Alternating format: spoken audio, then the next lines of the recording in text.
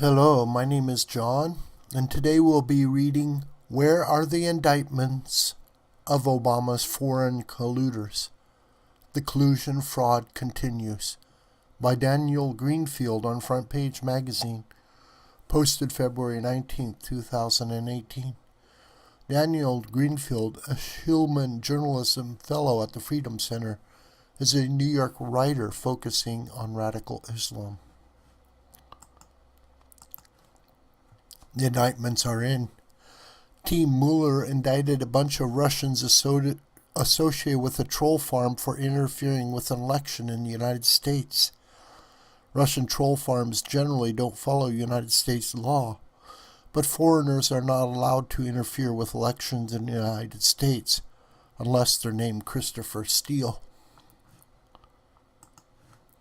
The Clinton campaign employed a British foreign agent who used Russian intelligence sources to put together opposition research meant to interfere with the results of the United States election. Collusion between the Clinton campaign, Steele, and Russians doesn't require an endless fishing expedition.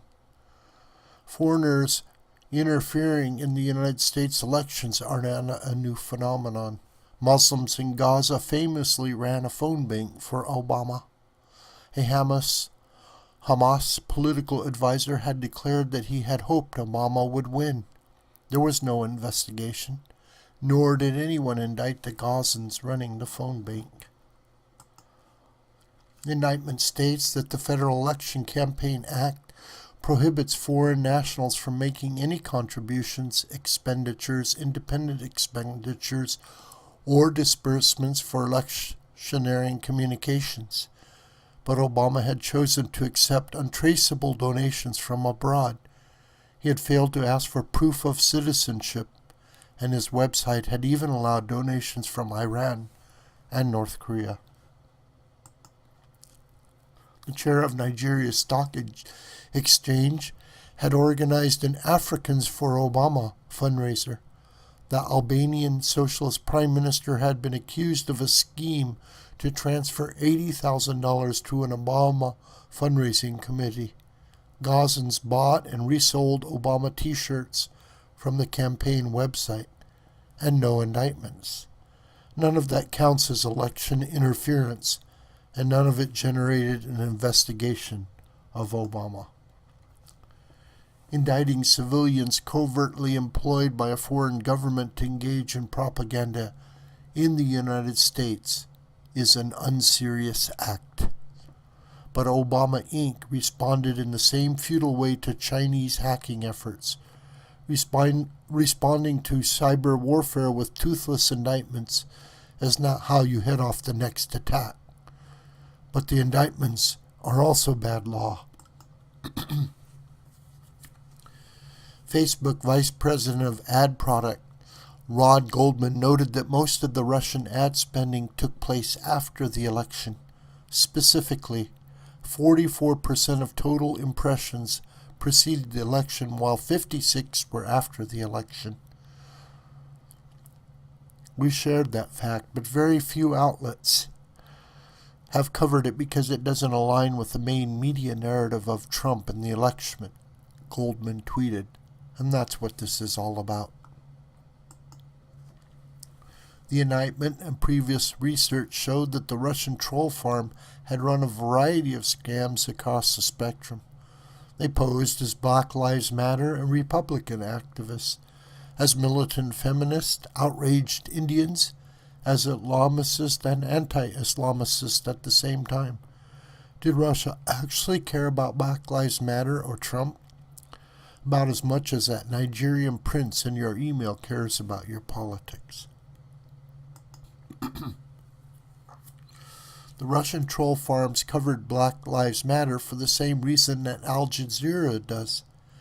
Qatar's Al Jazeera, Russia's propaganda networks, and other foreign foes try to influence Americans, have a core agenda they don't package inside content that Americans care about, but that they don't. Qatar successfully packaged its campaign against Saudi Arabia's struggle with Iran and Yemen by embedding its Yemeni famine myth inside a grab bag of social justice causes through Al Jazeera. Russia was doing the same thing with its online campaigns, embedding its pro-Assad Syria or anti-Ukraine propaganda by packaging it with a spectrum of partisan causes that Americans do care about. Not only does the effort predate Trump's entry into the race, but even the indictment notes that the Russian troll farm outline had urged employees to use any opportunity to criticize Hillary and the rest, except Sanders and Trump. We support them. Was there also collusion between Bernie Sanders and Russia? Despite Bernie's Soviet honeymoon, this support had nothing to do with collusion. The Russian troll farm was built on engaging the most politically active and dissatisfied Americans. Going after supporters of Sanders and Trump by pretending to share their views was most likely to pay off in social media shares and influence building. The Russian troll farm wasn't trying to change the outcome of an election. It was piggybacking on a current political controversy while playing both sides. And whether it's an anthem or gun control, they went right on doing it after the election was over. But as Facebook's VP of ad product noted, it doesn't fit the media's collusion narrative. The central thesis of the post-election Dem conspiracy theory is that Hillary would have won if it weren't for the Russians, not to mention misogyny, Comey, and around 300 other reasons. There's never been any evidence that the thousands spent on Facebook ads altered the outcome of the election. But if the Russians weren't trying to influence the election, then the conspiracy theory collapses. The conspiracy theory that ate Washington, D.C., and most of the media assumes that the Russians wanted to influence the election, and that they wouldn't have tried to do so of their own accord if there wasn't collusion. But Russian collusion had originated as a Clinton smear during the election.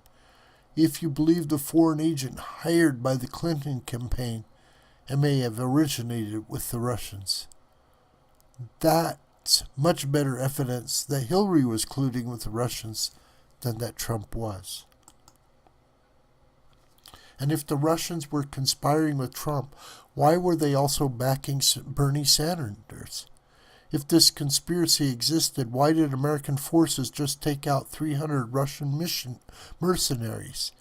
Why did Trump go much further in helping Ukrainian forces against Russia than Obama was ever willing to do?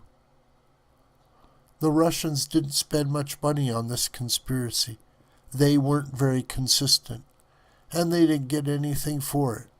That much more consistent with social media influence building than the Manchurian Candidate. Mueller and the media know all this, and they don't care.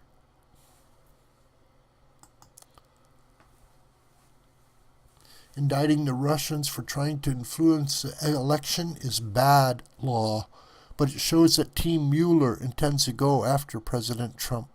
The evidence that the Russians tried to interfere with the election is weak.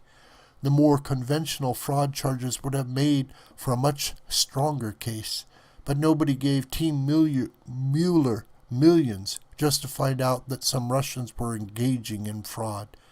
The Russians are just the tools that the Democrats and their allies have weaponized to overturn the election. Russian troll farms are not a threat to our election. Despite the paranoid conspiracy theories, Russian Facebook ads had less impact on the election than Jill Stein. And if we're going to indict foreigners who interfere in our elections, we can start with Obama's international cast of donors and supporters. The real threat to our system of free elections is a refusal of the Democrats to accept defeat. When George W. Bush won, the Democrats rejected the outcome, invented conspiracy theories, and protested in the streets. They did the same thing again when Donald J. Trump won. There's a consistent pattern here, and it doesn't involve Moscow or the Supreme Court. Those are just their excuses. The Democrats have never accepted a Republican in the White House in this century. Forget the Supreme Court or Russia. It's the Democrats who are the biggest threat to our democracy. This video is a production of School of the White Crane. My name is John Brooker, and you can communicate with me through commentary on this video or through my Gmail listed here. Please share this video with family and friends and on social media. May God richly bless you.